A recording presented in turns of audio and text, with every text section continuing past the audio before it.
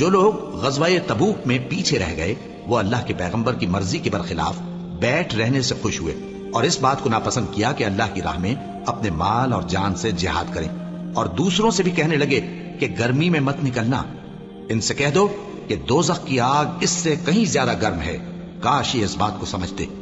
یہ دنیا میں تھوڑا سا ہنس لیں اور آخرت میں ان کو ان کے اعمال کے بدلے جو یہ کرتے رہے ہیں بہت سا رونا ہوگا۔ پھر اگر اللہ تم کو ان میں سے کسی گروہ کی طرف لے جائے اور وہ تم سے نکلنے کی اجازت طلب کریں تو کہہ دینا کہ تم میرے ساتھ ہرگز نہیں نکلو گے اور نہ میرے ساتھ مددگار ہو کر دشمن سے جنگ کرو گے۔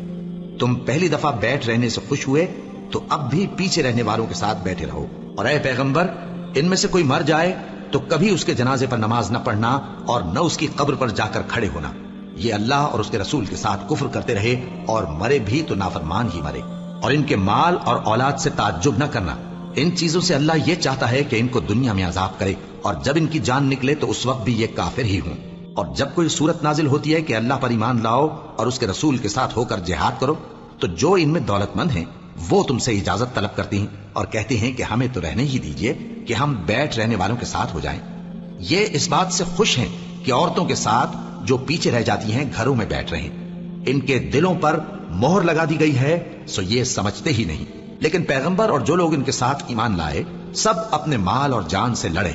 انہی لوگوں کے لیے بھلائیاں ہیں اور یہی مراد پانے والے ہیں۔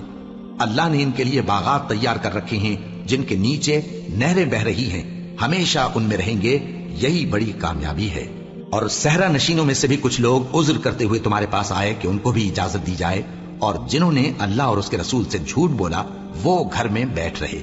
سو جو لوگ ان میں سے کافر ہوئے ہیں ان کو دکھ دینے والا عذاب پہنچے گا، نہ تو ضعیفوں پر کچھ گناہ ہے اور نہ بیماروں پر اور نہ ان پر جن کے پاس خرچ موجود نہیں کہ شریک جہاد ہوں، یعنی جب کہ اللہ اور اس کے رسول سے مخلص ہوں، نیکوکاروں پر کسی طرح کا الزام نہیں ہے، اور اللہ بخشنے والا ہے، مہربان ہے۔ اور نہ ان بے سر و سامان لوگوں پر الزام ہے کہ جو تمہارے پاس آئے کہ ان کو سواری دو، اور تم نے کہا کہ میرے پاس کوئی ایسی چیز نہیں جس پر تم کو سوار کروں، تو وہ لوٹ گئے، اور اس غم سے کہ ان کے پاس خرچ موجود نہ تھا ان کی آنکھوں سے آنسو بہ رہے تھے۔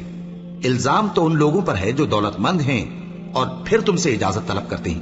یعنی اس بات سے خوش ہیں کہ عورتوں کے ساتھ جو پیچھے رہ جاتی ہیں گھروں میں بیٹھ رہے ہیں۔ اللہ نے ان کے دلوں پر مہر کر دی ہے بس وہ سمجھتے ہی نہیں۔ جب تم ان کے پاس واپس جاؤ گے تو تم سے عذر کریں گے، تم کہنا کہ عذر مت کرو، ہم ہرگز تمہاری بات نہیں مانیں گے۔ اللہ نے ہم کو تمہارے سب حالات بتا دیے ہیں، اور ابھی اللہ اور اس کا رسول تمہارے عمل کو دیکھیں گے، پھر تم غائب و حاضر کے جاننے والے کی طرف لوٹائے جاؤ گے، تو جو عمل تم کرتے رہے ہو